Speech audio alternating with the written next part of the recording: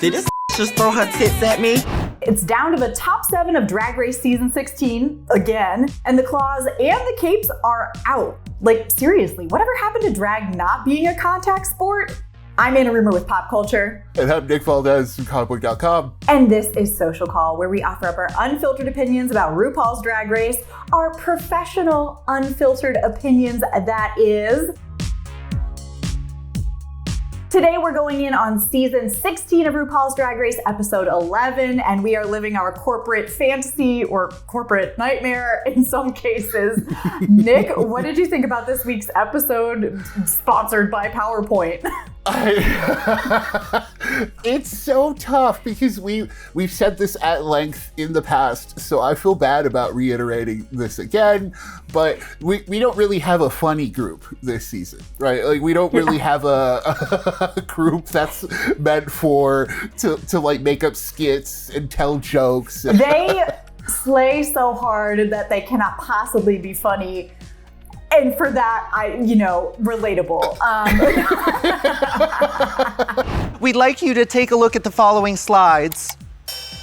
The Maxi Challenge is this drag awareness month, seminar. So the queens get paired up together and they have to put on basically a professional presentation about various drag related topics. I thought this was kind of an odd challenge, but I think it could have been really fun with a different group of queens, much to your point. Also, it's a seminar, so that's the other thing too. Like, it's not really a format where, you can expect a lot of fun.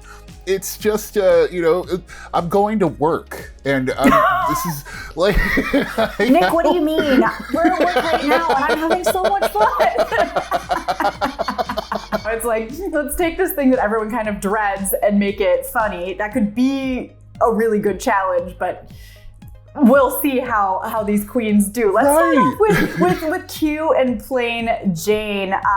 But before we get into their performance, I just want to throw a kudos out there. Q, before they go on stage, discloses that they are HIV positive, which, it's been a long time since the 1980s and all of that, but it really is still so brave to come out and talk about your status publicly when there's still so much stigma and discrimination there. So I want to give Q big kudos there. Yeah, super brave and super needed too. Total power to Q. I'm so glad that they're putting the message out there. It's definitely needed, especially now when you have so many new people watching Drag Race every year and on such a big platform. This is the protect queer art message, This is it. Yeah, absolutely. And it ties in with her runway later on too in a really powerful way, so we'll talk about that then.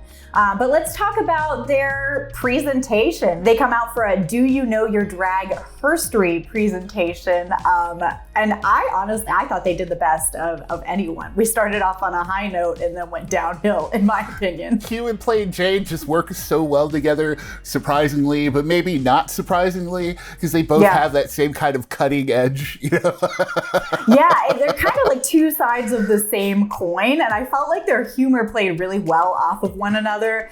Even from the start where they just say, let's start off with some slides. Click, it's slides.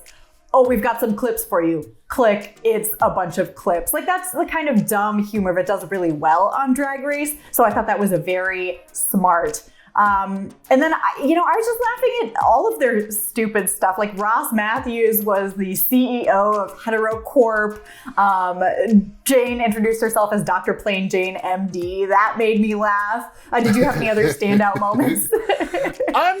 I was really impressed by Q because while Q has been a standout in these kind of comedy challenges before, this time I liked how Q channeled that professional edge to it. There was never a bump in anything she said, while once again it's not super funny, because it is work. That's the thing. These are still boardroom meetings we're sitting through. It's good. I was really impressed by her this week. Confessions aside, she was really good. To me, she was a standout this week. I agree. I initially thought that Plain would be my favorite because I really liked her in it, but then we found out that some of the best jokes that were written were all Q's idea. So I was like, well, then you get the win from me, but not from someone else. Okay, let's move on to the next presentation before we talk about the tops and the bottoms. We've got Nyia and Dawn for drag in the workplace. Now, I've got to say, and we predicted this at the end of last week's episode, the moment that Ru announced that Nyia and Dawn were working together, I was like, they're trying to get rid of my girl. They're trying to send Nyia home. Oh, yeah, poor Nyia. Like, this is definitely not her ballpark, and that's totally fine. Once again, like, we say all this to say, like, you're good at what you're good at, and that's fine. This is definitely not Nyia's thing. She just doesn't speak, and when she does, it's, like, such a whisper tone that, like, you know, it's not meant for public speaking, and it's clear that's where we were at with this challenge. Like, she had a character that seemed interesting at first, you know, when she came out second and kind of dropped her cards and kind of fumbled a bit, but it didn't really go anywhere, you know, unfortunately. Yeah. So, yeah. I don't know. Yeah. Both Nyia and Dawn, honestly, had those cards in front of their face the entire time, which always makes for a weird kind of public presentation. But you're right, Dawn wasn't great, but Nyia was really struggling. It's always tough to watch someone struggle to public speak. I think it activates a lot of secondhand embarrassment for people. Yes. And their jokes just weren't like very funny. They had a couple that I'm like, that could have been something, but based on the delivery, it was nothing. I was very happy for it to be over. Yeah, unfortunately, because Dawn wasn't so great either. I don't know if it was... That's the thing. You can't really blame Nyia for all of it either. If Dawn were performing at Plain Jane or Q's level, or as we'll talk about after, Saphira's level, she would have been fine.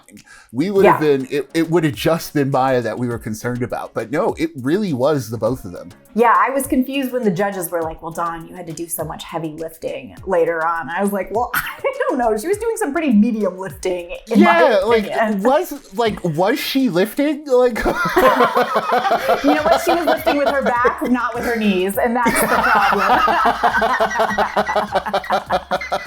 It was a bit of a struggle, especially whenever it followed up by Sapphira, Nympia, and Morphine doing their Are You a Drag Queen? You Might Be Surprised presentation. Again, not like the funniest, like you've said. Like, these girls are not super funny, but they did what they needed to do well enough. And Sapphira is just a star. I would watch her read the phone book. Sapphira is such a powerhouse in these things. I do kind of agree that, like, even with a boring seminar, she was still kind of really interesting, you know, and it was tough because Morphe's normally good, but it was the fact that she was public speaking and in front of a live crowd and flubbing her lines and doing the very common thing of being like, oh man, I flubbed, but it's okay. You know, it's everyone does it. Everyone does it when they mess up. They're like, oh man, I'm sorry, I messed up. But it was like the Nyia thing. It's just hard to watch, right? You get that secondhand anxiety. I agree with that, but also as a counterpoint, her saying, looking at her card worriedly and saying, drag queen flopping was so funny to me. That was like better than any of the jokes they'd written. I'm sure someone's gonna clip that and we're gonna get that as a reaction like for years to come. That is the perfect reaction clip, right? Just drag queen flopping. Yeah, like perfect. With Nympia, so okay. Oh yeah, right? This is like I know there's gonna be think pieces about this everywhere. So what do you think? I mean, much deserved, right? So okay. I wasn't really feeling it. That's the other thing. Accent or not, I wasn't really laughing, so. Yeah, that was my thing. The accent, you know, the judges kind of stumbled all over themselves whether or not Nympia doing this kind of exaggerated accent was okay. I'm certainly not one to weigh in on whether or not it was okay. But just talking about her performance outside of the accent, I didn't think, it was fine. It was fine. But it wasn't like over the top. I didn't think she was going to be a winner. And certainly I don't think the judges were going to award her a win when they were like scrambling backstage trying to decide whether or not it was okay. when it comes to Sapphira, you know, paired against those two, again, not only is she super charismatic, I just truly feel like you could ask her to come up and do anything and she'd be like, okay, and just come up and excel at it. So doing this kind of presentation just felt very in her wheelhouse. She did have one moment where she like stumbled over her words and they tried to make it into a moment, but she was fine. She recovered. She just like tripped over her words. I was never sold on her like really showing vulnerability in that moment. I'm glad that she has these little mistakes because like we said before, one thing with Sapphira is the criticism that could pop up for her is she's so good. It's going to be one of those, oh, well, you're too good. But with little moments like this, they can see, oh, well, you're not perfect. Even though we all look at her, we're like, oh yeah, she's absolutely perfect, but she's not quote unquote perfect. And she's very polished when it comes to the runway too. So let's get into this DragCon 1980 theme, something that I thought was a little fun, but also I was like, what are we really talking about here? But we start off with Plain Jane coming out looking full-on 80s power suit. I liked the pattern. It's cool. Her padding is always correct. But I don't know. It wasn't my favorite look of hers. Mine either, but at the same time, she was really cute. I really like this. You know, I think it's because it's a different look from her. It's not the super thigh-high boots or the gown. This is something else from her. And for that, I appreciate it because it's cute. It's fun. It's not the wildest look, but also maybe that's it. It's kind of perfect for this week. Yeah, I think you're right. It was a little underwhelming in terms of over the topness, especially when you have the 80s to work with. But you're right, it was cute and it's different. So I'll give her credit for that. Q had a really outstanding look though. Of course she made it. And it's this Keith Haring inspired print on this gown with a collar that's supposed to represent the AIDS awareness ribbon. I love this look. The polka dot tights, the red heel, it was perfection to me. The polka dots into the red shoes. Oh my God. The little coif that she had in her hair. Like, just perfect. The giant ribbon and the ribbon forming the collar. It's just incredible. Like this is like that's a well-made outfit and she wore it excellently.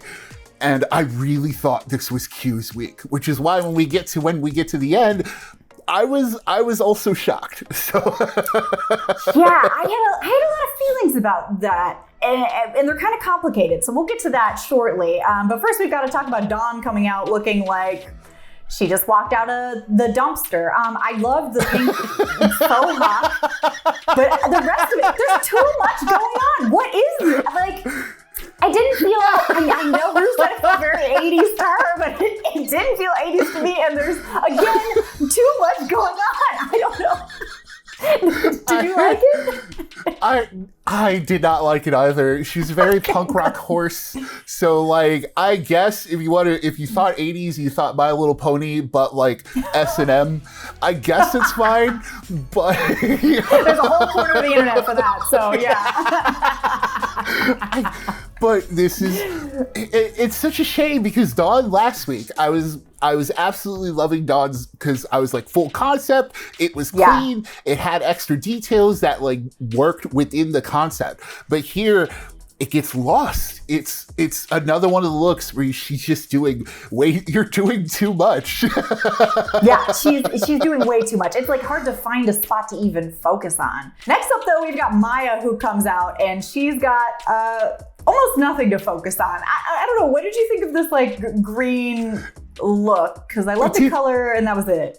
Did I hear it right that she said she's like Googled? Yeah, she Googled it.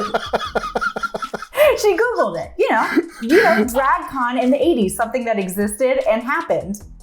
She Googled it.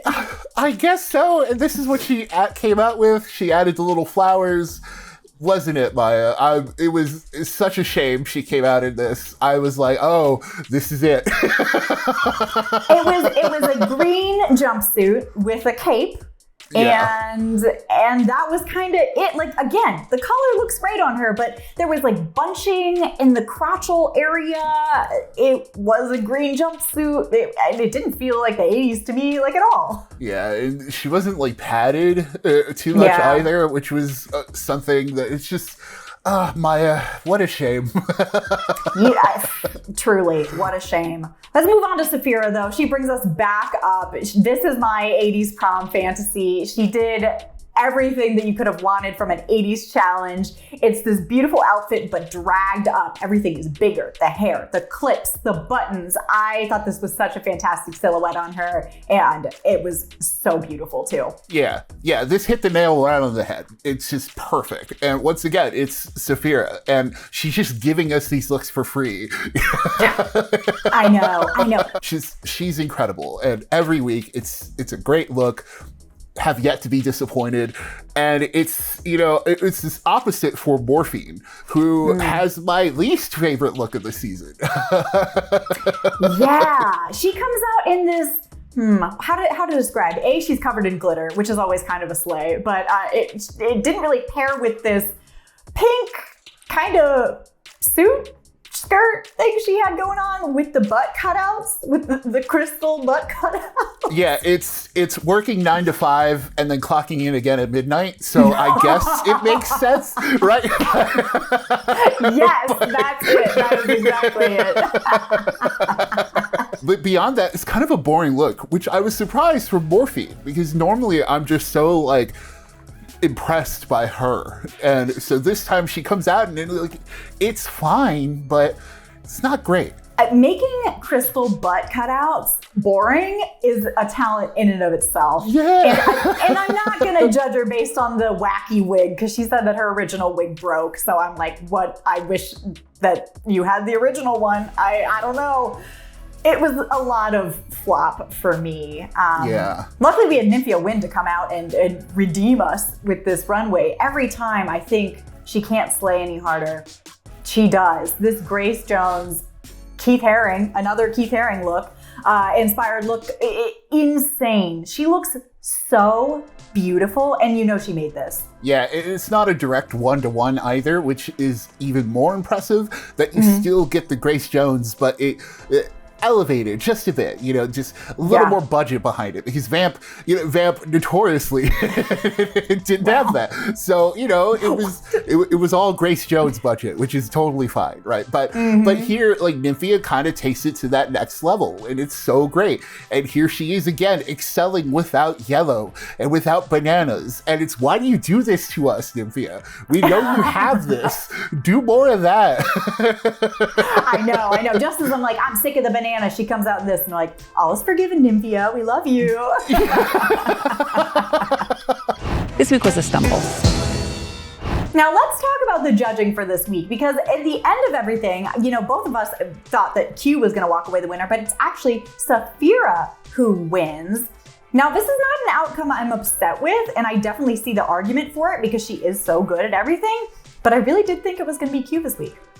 I really also thought it was Q's week. Giving it to Sapphira, that's the thing. I'm not mad, because Sapphira was also super good, and they were judging them individually, which is another thing getting Maya out of here.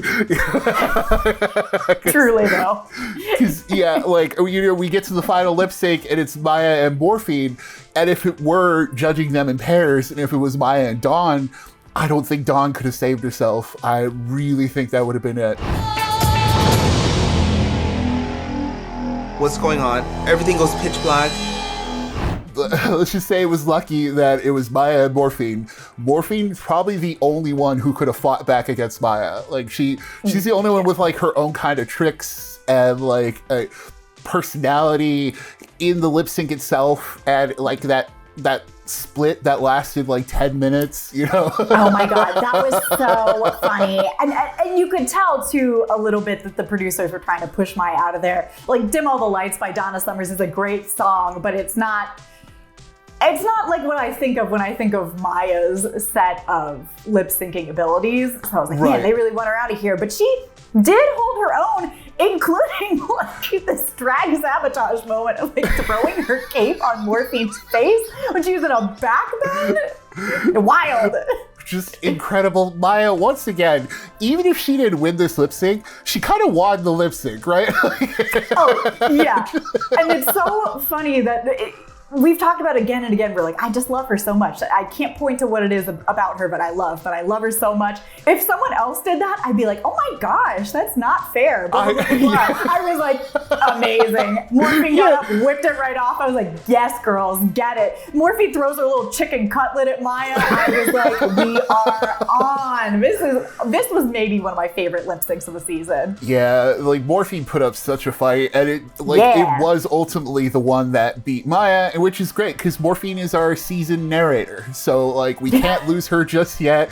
And I'm sorry Q didn't win, but that face crack, I can't wait to see where that goes. I'm curious. I will just say that. I am very curious. We are setting ourselves up for some serious drama next week between Q and Sapphira. And to that, I say thank you, producers. We're also going in on this like bathroom renovation challenge next week. Bathroom hunties. To that, I can only say, which way does it go? Up and down, girl. No, I think it's left to right.